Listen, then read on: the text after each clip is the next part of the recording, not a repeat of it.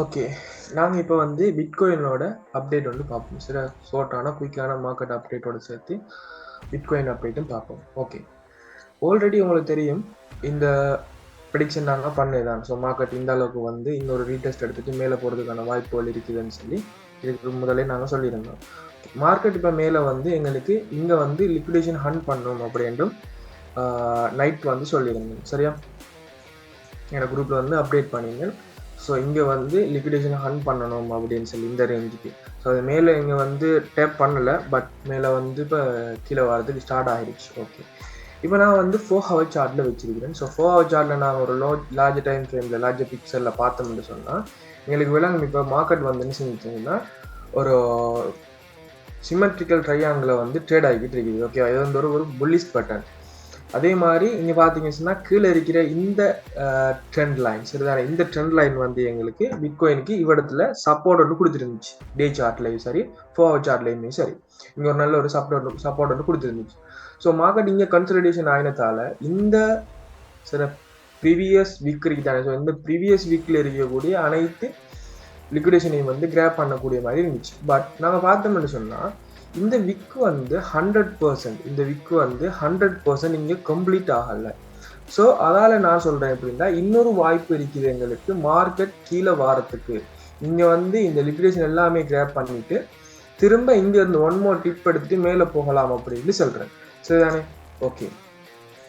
இப்போ எங்களுக்கு 1 டே சார்ட்டில் பார்ப்போம். ஸோ எங்களுக்கு டைம் ஃப்ரேம் எவ்வளோ கூடுதோ அந்த மாதிரி எக்யூரேசியுமே வந்து கூடவா இருக்கும். சரி, இப்போ நான் 1 டே சார்ட்டில் பார்த்தோம்னு சொன்னால் பாருங்க, இதுதான் 1 டே சார்ட். இப்போ என்ன நடந்திருக்குன்னு சொன்னால் எங்களுக்கு 50 EMA சரிதானே, 50 EMA, அடுத்து வந்து 100 EMA, அதுக்கப்புறமா வந்து கீழே இருக்கிறது 200 EMA. ஸோ இதை பார்க்கக்குள்ள எங்களுக்கு என்ன ஆகலாம் அப்படின்னு சொன்னால் மேபி இந்த ட்ரெண்ட் லைனுமே வந்து எங்களுக்கு பிரேக் டவுன் ஆகலாம். இந்த கீழே இருந்து போட்டிருக்கிற ட்ரெண்ட் லைனுமே வந்து எங்களுக்கு பிரேக் டவுன் ஆகிட்டு இங்கே சப்போர்ட் ஹோல்டு பண்ணலைன்னு சொன்னால் இந்த 1 டே சார்ட்ல இருக்கிற இந்த 100 EMA ஹோல்டு பண்ணலைன்னு சொன்னால் மார்க்கெட் வந்து 57K சரியா, 57K to 55K மட்டும் வரலாம். சரியா? மார்க்கெட் இங்கே வந்து ஒரு சப்போர்ட் எடுத்துட்டு இன்னொரு 1 மோர் டிப் வச்சுட்டு இங்கிருந்து ஃபர்தராக மூவ் ஆகலாம் எல்லாமே. சரிதானே? ஓகே. அதுக்கான பாசிபிலிட்டிஸ் பார்த்தோம்னு சொன்னால் எங்களுக்கு இங்கே வந்து 1.1 பில்லியன் லிக்விடேஷன் வந்து காத்துக்கிட்டு இருக்குது இங்கே. சரி, ஸோ வால்ஸ் வந்து என்ன பண்ணுவாங்கன்னு சொன்னால் போத் சைடும் வந்து லிக்விடேஷன் கிராப் பண்ண பார்ப்பாங்க. ஸோ 1 மோர் டைம் கீழே வரலாம் மார்க்கெட். Okay, fine. இதுதான் பிட்காயினோட அப்டேட். இப்போ கொஞ்சம் டெக்னிக்கலாக பார்த்தோம்னு சொன்னால் எங்களுக்கு 4 ஹவர் சார்ட்டில் பார்த்தோம்னு சொன்னால் மார்க்கெட் இன்னமுமே வந்து டவுன் ட்ரெண்டில் தான் இருக்குது. இப்போ தான் என்ன நடக்குதுன்னு சொன்னால் எங்களுக்கு இந்த 200 EMA இருக்குது தானே, 200 EMA வந்து ப்ரீவியஸாக 13ஆம் தேதி எங்களுக்கு பிரேக் அவுட் ஆகிருந்துச்சு, பிரேக் டவுன் ஆகிருந்துச்சு 13ஆம் தேதி இந்த EMA. ஸோ இதுதான் வந்து சப்போர்ட் கொடுத்துக்கிட்டு இருந்துச்சு இந்த 200 EMA. ஸோ இங்கே வச்சு பிரேக் டவுன் ஆகி மார்க்கெட் கீழே வந்து டவுன் ட்ரெண்ட் லைன்லேருந்து அப் ட்ரெண்ட் லைன்லேருந்து ஒரு சப்போர்ட் எடுத்து இருந்துச்சு. ஸோ அதுக்கப்புறமா இங்கே ஒரு சப்போர்ட், ஸோ இது பிரேக் டவுன் ஆகி இங்கே லிக்விடேஷன் கிராப் பண்ணிட்டு இப்போ மேலே போய்கிட்டு இருக்குது. இப்போ இங்கே பார்த்தோம்னு சொன்னால் எங்களுக்கு வந்து இது ஒரு டெட் க்ரோஸ் வந்து இருந்துச்சு. 4 ஹவர் சார்ட்டில் ஒரு டெட் க்ரோஸ் வந்து இருந்துச்சு. 50 EMAயும் 200 EMA வந்து எங்களுக்கு டெட் க்ரோஸ் வந்துருக்கு. இப்படி டெட் க்ரோஸ் வந்துச்சுன்னு சொன்னால் எங்களுக்கு அது வந்து டவுன் ட்ரெண்ட் தான் அர்த்தம். பட் இப்போ பார்த்தோம்னு சொன்னால் இது எப்போ வந்துச்சுன்னு சொன்னால் லைக் 19ஆம் தேதி 18ஆம் தேதி வந்துச்சு. ஸோ எங்களுக்கு 20ஆம் தேதி இந்த கண்ட்ரில் வந்து எங்களுக்கு ஹால்வினோட டேட்டா இருந்துச்சு. ஸோ ஹால்வின்ல இருந்து மார்க்கெட் இப்போ அப் ட்ரெண்டில் போய்கிட்டு இருக்குது. சரிதானே? இப்போ என்ன நடந்திருக்குன்னு சொன்னால் எங்களுக்கு இந்த EMA ரெண்டுக்குமே மேலே வந்து ரேட் ஆகிட்டு இருக்குது.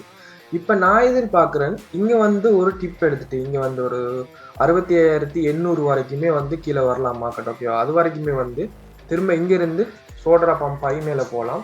ஸோ மேலே போய் இங்கே இருக்கிற லிக்விடேஷன் கிராப் பண்ணிவிட்டு மேபி இங்கேயும் வந்து கிராப் பண்ணிவிட்டு திரும்ப அங்கேருந்து மார்க்கெட் வந்து கீழே வரலாம். சரிதானே? கீழே வந்து அதுக்கப்புறமா ஒரு பிக்கரான டிப் ஒன்று வச்சு மார்க்கெட் இங்கேருந்து மூவ் ஆகிறதுக்கான வாய்ப்பு இருக்குது. சரிதானே?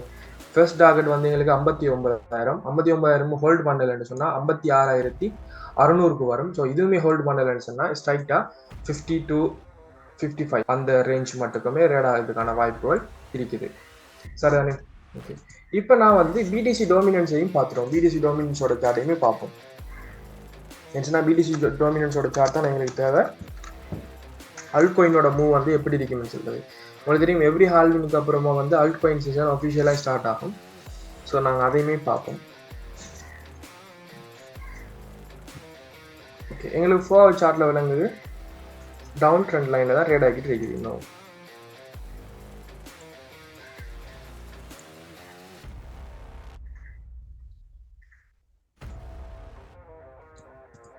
ஓகே, இப்போ என்ன நடக்கலாம்னு சொன்னால் இங்கே இது பிரேக் அவுட் ஆகி மேலே போகிறதுக்கான வாய்ப்பு இருக்குது. ஏன்னு சொன்னால் பிட்காயின் ஃபர்தராக கீழே வரும்போது பிடிசி டாமினன்ஸ் மேலே போகலாம். சரிதானே?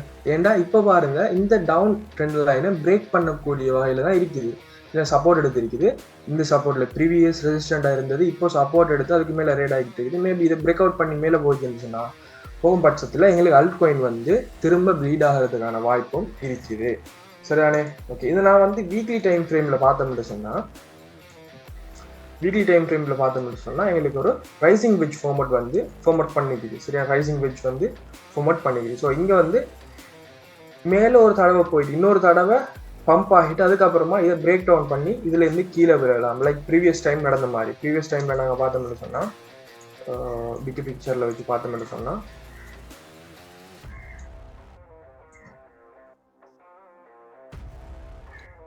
இதில் பாருங்கள், இங்கே இருந்து அப்படியே மார்க்கெட் கீழே வந்திருக்குது. சரி, 2017. ஸோ அதுக்கப்புறமா இங்கேருந்து மார்க்கெட் கீழே வந்துருக்கு 2021 ஸோ அடுத்து வந்து எங்களுக்கு இங்கே நாங்கள் எதிர்பார்க்கக்கூடிய மாதிரி இருக்குது.